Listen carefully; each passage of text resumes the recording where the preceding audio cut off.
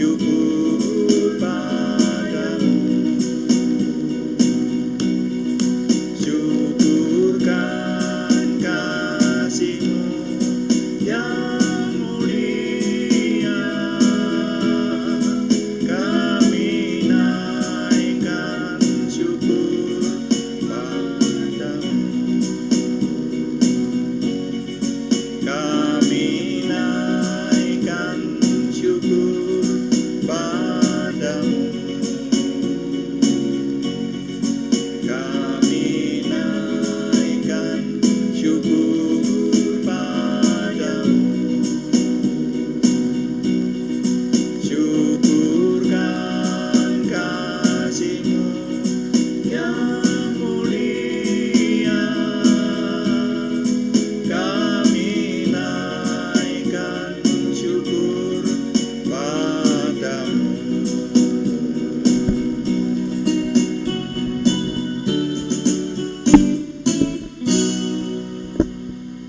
Bapa, kami mengucap syukur malam hari ini Tuhan memberkati kami, dan kami ingin melanjutkan doa malam kami. Kami menyerahkan kepada Tuhan untuk Tuhan terus menolong, sehingga semua yang kami kerjakan dalam doa malam ini menjadikan nama Tuhan dimuliakan, kami semua diberkati. Dalam nama Tuhan Yesus Kristus kami berdoa. Haleluya. Amin. Selamat malam Bapak Ibu Saudara sekalian yang sudah ada bersama dengan kami dalam doa malam hari ini. Doa malam melalui online ini diadakan secara iman Kristiani dengan dasar keyakinan kepada Tuhan Yesus Kristus, Yeshua HaMasyiah, Imam Besar Agung kami, Juru Selamat kami, dan firman Tuhan yang didokumentasikan dalam Kitab Suci Perjanjian Lama dan Perjanjian Baru menjadi pegangan kami, menjadi pegangan kita sekalian. Nah saudara, masih ingin melanjutkan menjawab pertanyaan dari Bapak Joko Susanto di Jakarta, yang ini sudah bagian yang keempat saudara ya. Menjawab pertanyaan Pak Joko ini sudah 3 kali kita lalui, dan sekarang yang keempat ini, bagian yang keempat. Pertanyaannya adalah, bagaimana keadaan manusia yang percaya Tuhan setelah kematian? Kemudian berikutnya, apakah langsung bersama Tuhan atau menunggu kebangkitan? Nah saudara, yang lalu telah kita renungkan tentang siapa yang masuk surga, ditinjau dari bagian-bagian firman Tuhan yang kita cermati. Ternyata yang masuk surga itu bukan hanya sekedar orang Kristen, tetapi murid Tuhan Yesus Kristus. Itu sudah kita renungkan. Nah kemudian juga sudah kita coba pahami tentang hari kebangkitan yang kemarin itu ya, kebangkitan orang mati maksudnya. Jadi yang ternyata bahwa besok pada akhir zaman itu ada namanya hari kebangkitan, ada kebangkitan orang mati. Jadi fakta-fakta firman dari bagian-bagian Alkitab yang telah kita teliti menyatakan pada akhir zaman nanti ada orang-orang mati dibangkitkan, dan itu populer disebut hari kebangkitan. Nah kali ini akan kita cermati pernyataan firman yang akan kita baca lebih dulu dari kitab Wahyu pasal yang ke-20 ayat, kita akan baca ayat 1 sampai 6 saudara. Kitab Wahyu pasal 20 ayat 1 sampai 6, judulnya adalah Kerajaan 1000 tahun. Nah ini tentang hari kebangkitan, ada hubungannya dengan hari kebangkitan, kebangkitan orang mati. Jadi sudah mati itu kemana? Itu pertanyaan Pak Joko kan begitu. Wahyu pasal 20 ayat 1 sampai 6 saya baca untuk kita semuanya. Lalu aku melihat seorang malaikat turun dari surga memegang anak kunci jurang maut dan suatu rantai besar di tangannya. Ia menangkap naga, si ular tua itu, yaitu iblis dan Satan, dan ia mengikatnya 1000 tahun lamanya, lalu melemparkannya ke dalam jurang maut dan menutup jurang maut itu dan memeteraikannya di atasnya, supaya ia jangan lagi menyesatkan bangsa-bangsa sebelum berakhir masa 1000 tahun itu. Kemudian daripada itu ia akan dilepaskan untuk sedikit waktu lamanya. Lalu aku melihat tahta-tahta dan orang-orang yang duduk di atasnya, kepada mereka diserahkan kuasa untuk menghakimi. Aku juga melihat jiwa-jiwa mereka yang telah dipenggal kepalanya karena kesaksian tentang Yesus dan karena firman Allah, yang tidak menyembah binatang itu dan patungnya, dan yang tidak juga menerima tandanya pada dahi dan tangan mereka. Dan mereka hidup kembali dan memerintah sebagai raja bersama-sama dengan Kristus untuk masa 1000 tahun. Tetapi orang-orang mati yang lain tidak bangkit sebelum berakhir masa yang 1000 tahun itu. Inilah kebangkitan pertama. Catat ini, inilah kebangkitan pertama. Berbahagia dan kuduslah ia yang mendapat bagian dalam kebangkitan pertama itu. Kematian yang kedua tidak berkuasa lagi atas mereka, tetapi mereka akan menjadi imam-imam Allah dan Kristus, dan mereka akan memerintah sebagai raja bersama-sama dengan Dia 1000 tahun lamanya. Nah, sampai di situ pembacaan saya, Pak Joko, penanya, dan juga Bapak Ibu saudara sekalian. Nah, jadi bagian yang kita baca ini tadi mengisahkan mengenai kebangkitan. Akan ada kebangkitan, dan ini disebut kebangkitan yang pertama. Tadi toh, khususnya ayat 5 dan 6 menyampaikan bahwa nanti akan ada kebangkitan orang mati, dan orang mati itu nanti akan memerintah bersama-sama dengan Tuhan Yesus lamanya 1000 tahun. Nah, ternyata ada ya yang disebut kerajaan 1000 tahun atau pemerintahan, ini tepatnya ya, pemerintahan selama 1000 tahun. Nah, mengenai kerajaan 1000 tahun ini sendiri, pengajaran mengenai hal ini juga menimbulkan pro dan kontra. Jadi ada orang yang setuju, ada orang yang tidak setuju. Ada yang menerimanya bahwa besok itu memang akan ada orang mati dibangkitkan lalu memerintah selama 1000 tahun bersama dengan Yesus, persis seperti yang dikatakan oleh kitab Wahyu. Tapi ada yang menerimanya itu hanya sebagai kiasan. Nah, saudara menerima yang mana silahkan ya. Tapi mari kita cermati, mari kita mencermati apa yang didokumentasikan dalam kitab Wahyu ini, bahwa akan ada kebangkitan. Dalam hal ini adalah disebut sekali lagi kebangkitan pertama. Nah, dalam kebangkitan yang pertama ini, maka yang dibangkitkan hanya orang-orang tertentu. Tidak semua orang dibangkitkan, saudara ya. Saya menyebutnya hanya pilihan Tuhan, seperti itu. Nah, yang disebutkan di sana tadi orang-orang yang sudah jelas disebutkan adalah yang mati syahid, yang dipenggal kepalanya karena nama Yesus, yang terbunuh karena kesaksian firman Tuhan, kebenaran seperti itu malah akan dihidupkan. Dari kebangkitan pertama itu, kemudian mereka akan memerintah sebagai raja-raja, akan ditunjuk oleh Tuhan menjadi raja-raja seperti itu, waktunya selama 1000 tahun. Nah, jadi dalam gambaran saya, mungkin kalau saya menerimanya, sepertinya saya lebih cenderung menerima ini nanti akan ada sungguhan, bukan kiasan kalau ini. Jadi Tuhan Yesus itu akan benar-benar memerintah. Karena kalau kita membaca kitab Wahyu, itu saudara nanti membaca di pasal-pasal awal itu, pasal 1 ayat 1 itu dikatakan inilah wahyu Yesus Kristus yang diberikan kepada hambanya Yohanes di Pulau Patmos, dikatakan semacam itu. Dan ini akan segera terjadi. Jadi itu akan terjadi, itu saudara ya. Jadi kalau berpegang dari itu, saya percaya akan ada kerajaan 1000 tahun itu sungguh-sungguh, yaitu kebangkitan yang pertama. Makanya kalau Pak Joko menyatakan ini orang percaya ikut bangkit di mana ini? Kalau sudah meninggal di mana ini letaknya? Ataukah menanti hari kebangkitan ini atau enggak begitu? Nah, mari kita teliti pelan-pelan. Mulai dari sini, kerajaan yang akan dibentuk oleh Tuhan Yesus itu sepertinya kerajaan serikat begitu.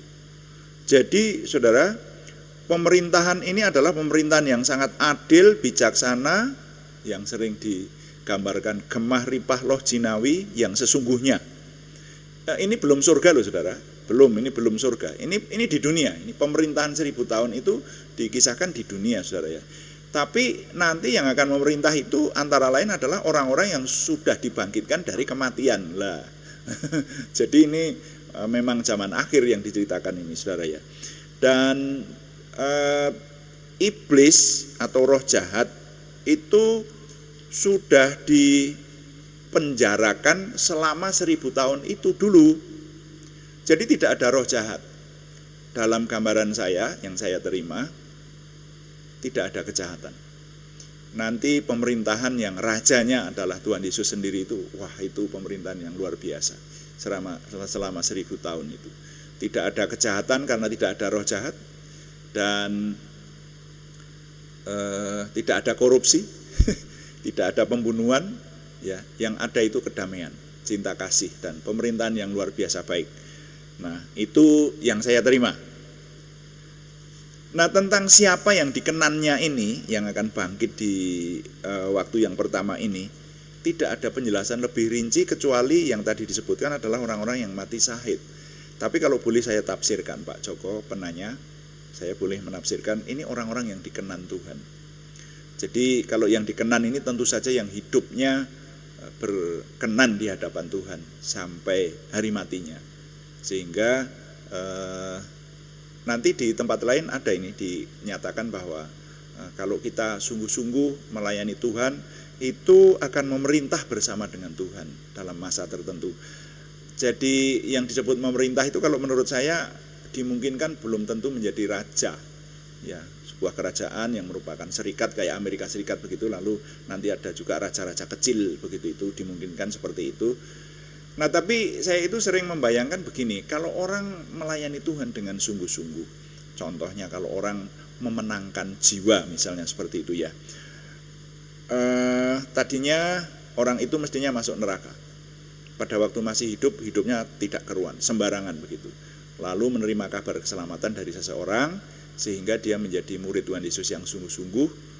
Dan ingat, besok kalau di sorga, itu gambaran yang diberikan oleh Tuhan Yesus, ingat orang kaya dan Lazarus itu, perumpamaan orang kaya dan Lazarus, Tuhan Yesus menyatakan bahwa orang kaya itu masuk neraka, lalu Lazarus itu ada di pangkuan Abraham, dan orang kaya itu bisa berkomunikasi, bisa teriak kepada Bapak Abraham, Bapak Abraham suruh Lazarus mencelupkan ujung jarinya ke air untuk membasahi lidahku karena di sini sangat panas, kena api neraka, seperti itu.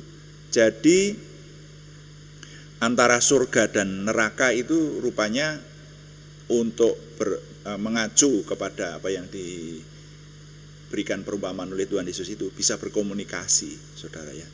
Nah, ini saudara, jadi siapa yang dikenan Tuhan itu tidak dijelaskan di sini, tapi saya boleh menafsirkan orang yang taat kepada Tuhan dengan sungguh-sungguh itu ikut dibangkitkan. Nah, tadi saya hanya ingin mengisahkan. Nah, kalau ada orang yang sudah menginjil banyak, menyelamatkan banyak orang, terus orang-orang yang diselamatkan itu melihat dari surga, melihat waduh di neraka, dan itu selama-lamanya secara abadi akan mendapatkan siksaan itu. Bukankah orang-orang itu akan mencari orang yang dulu menyelamatkan dia? Iya kan? Ini peristiwa yang luar biasa. Waduh, kalau saya tidak dicari oleh rekan saya dan diberi kabar keselamatan, wah saya tempatku di sana. Tapi sekarang ini saya ada di sini bersama-sama dengan orang tersebut. Mesti orang tersebut akan sangat berterima kasih kepada pribadi yang bersangkutan, ya toh, yang dulu menginjili itu loh. Jadi dia berkata, wes sekarang gini aja lah, ini sekarang kita ikut pemerintahan kerajaan yang baru. Saya ikut kamu aja, kamu saya jadikan pemimpin kami, entah disebut ketua RT atau ketua RW atau bupati gitu ya, tidak harus menjadi raja. Tapi dikatakan firman Tuhan yang berkata bahwa akan memerintah bersama dengan Yesus itu ada, buktinya seperti itu.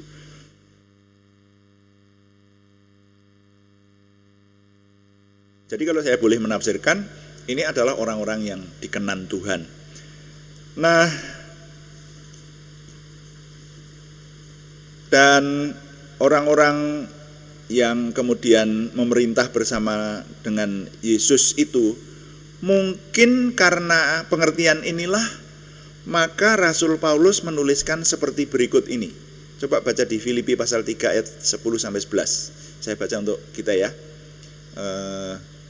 Karena pemahaman ini, lalu Rasul Paulus masih menuliskan tentang ini. Coba ini. Yang ku kehendaki ialah mengenal Dia dan kuasa kebangkitannya dan persekutuan dalam penderitaannya, di mana aku menjadi serupa dengan Dia dalam kematiannya, supaya aku akhirnya beroleh kebangkitan dari antara orang mati. Nah, jadi yang dimaksud Rasul Paulus rupanya supaya aku ikut dibangkitkanlah itu dan memerintah bersama dengan Tuhan itu. Nah itu loh. Jadi dia usahanya adalah mengenal Tuhan Yesus dan kuasa kebangkitannya dan persekutuan dalam penderitaannya, di mana akan menjadi serupa dengan Yesus. Nah ini. Nah, pada kebangkitan orang mati ini dijelaskan tidak ada lagi kematian yang seperti dikenal sekarang ini. Jadi kalau nanti orang itu sudah bangkit dari kematian, tidak mati lagi, gitu loh. Nah, orang-orang yang dibangkitkan akan diberi kemuliaan dan tidak dapat mati lagi. Itu yang saya terima. Nah, seperti bagi kita yang hidup pada masa kini belum bisa membayangkan, ya. Kalau saya dan saudara yang saya khususnya, saya belum bisa membayangkan akan ada dunia seperti apa saat itu nanti ya. Tetapi yang jelas ada kemuliaan yang belum pernah kita lihat maupun kita kenal. Ada kemuliaan yang luar biasa, karena pernyataan Alkitab hanya sampai di situ. Akan ada kebangkitan orang mati, iblis dan semua roh jahat akan dipenjara sehingga tidak ada lagi kejahatan. Kemudian akan ada orang-orang yang dikenan Tuhan yang memerintah bersama dengan Tuhan Yesus yang berlangsung selama 1000 tahun. Mungkin sekali lagi pemerintahan serikat tadi ya, tapi ini hanya tafsiran. Nah, inilah kebangkitan pertama. Pada fase berikutnya akan ada masa kedua di mana orang-orang dibangkitkan dan akan menerima pengadilan akbar atau pengadilan seluruh dunia secara internasional gitulah. Pengadilan dunia di mana Tuhan Yesus akan menjadi hakim pada akhir zaman. Nah demikian Pak Joko dan saudara sekalian, sampai saat ini yang dapat kita jumpai baru sampai pada kebangkitan pertama. Besok kita akan melanjutkan lagi, ini bagian yang keempat ya, keadaan manusia setelah meninggal, bagian keempat. Besok akan kita lanjutkan bagian yang kelima. Saudara yang mengikuti hanya baru hari ini silahkan membuka yang kemarin dan juga membuka yang sudah ada di channel kita saudara ya. Jadi supaya nanti bisa mengikuti dengan seksama, karena ini berseri, berurutan. Jadi tidak bisa hanya diikuti sekali ini saja, karena pertanyaan dari Pak Joko ini saya coba jawab dengan beberapa kali doa malam. Mari kita menyembah Tuhan, kemudian kita menaikkan doa syafaat kita, termasuk mendoakan saudara kita yang dalam minggu ini masih harus didoakan di hadapan Tuhan.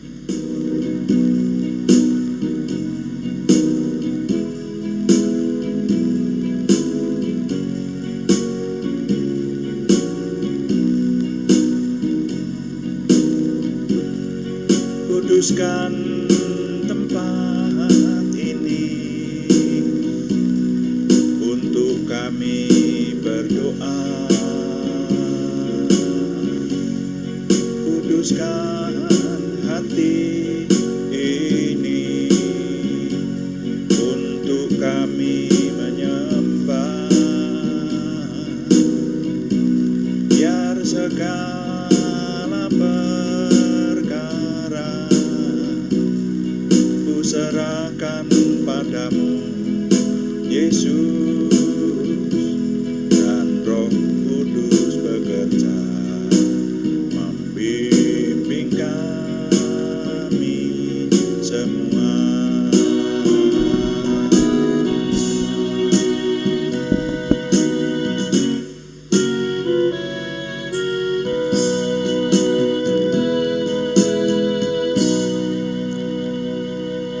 Bapa, tidak henti-hentinya kami mengucap syukur, berterima kasih untuk anugerah Tuhan kami menyelesaikan doa malam kami. Sekarang kami menyerahkan semua yang sudah kami renungkan dari firman Tuhan untuk memahami kehidupan setelah kematian, khususnya menjawab pertanyaan yang ada. Biarlah Tuhan menolong sehingga setiap doa malam kami itu memiliki makna yang membawa kami semakin mengerti kehendak Tuhan, semakin mengenal Tuhan.